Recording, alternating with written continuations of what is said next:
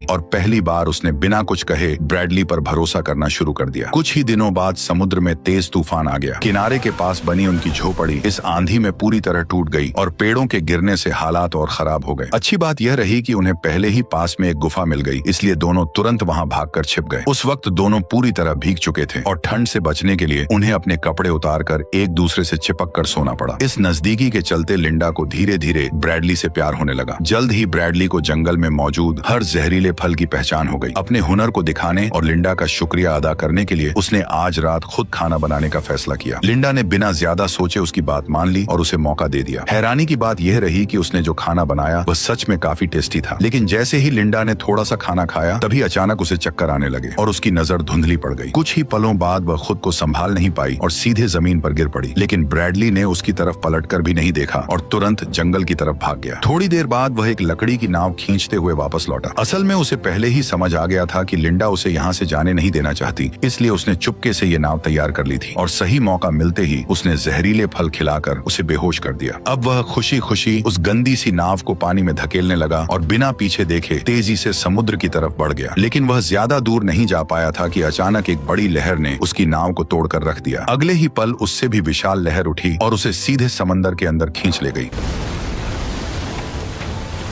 खुशकिस्मती से वह ज्यादा दूर नहीं गया था, इसलिए होश में आते ही लिंडा ने तुरंत उसे किनारे खींचकर बचा लिया। होश में आते ही ब्रैडली घबराकर उससे माफी मांगने लगा, लेकिन लिंडा ने कुछ नहीं कहा और चुपचाप उसे पका हुआ केकड़ा थमा दिया। ब्रैडली ने बिना सोचे समझे उसे खा लिया, लेकिन कुछ ही देर में उसका मुंह अजीब तरीके से सुन्न पड़ गया। देखते ही देखते यह असर उसके पूरे शरीर में फैलने लगा और वह समझ नहीं पाया कि आखिर हो क्या रहा है। तभी लिंडा ने सच्चाई बताई कि यह ब्लू रिंग ऑक्टोपस का जहर है जो शरीर को सेकंडों में पैरालाइज कर देता है और इंसान चाहकर भी हिल नहीं पाता। असल में यह सब उसने ब्रैडली को सबक सिखाने के लिए किया था। इसके बाद उसने एक चाकू निकाला, उसे थोड़ा गर्म किया और तुरंत ब्रैडली की पैंट उतार दी। धीरे धीरे वह उसके पास आई और इशारों में उसे समझाने लगी कि वह अब क्या करने वाली है। यह देखकर ब्रैडली बुरी तरह घबरा गया। तभी अचानक लिंडा ने चाकू चलाया और अगले ही पल खून की पिचकारी चल गई, जिससे ब्रैडली का गला लाल हो गया। ये देखकर लिंडा मुस्कुराने लगी। फिर उसने वो चीज दिखाई जिसे उसने काटा था। दरअसल वह कोई इंसानी अंग नहीं बल्कि एक चूहा था। यह सब उसने सिर्फ ब्रैडली को डराने के लिए किया था, ताकि वह दोबारा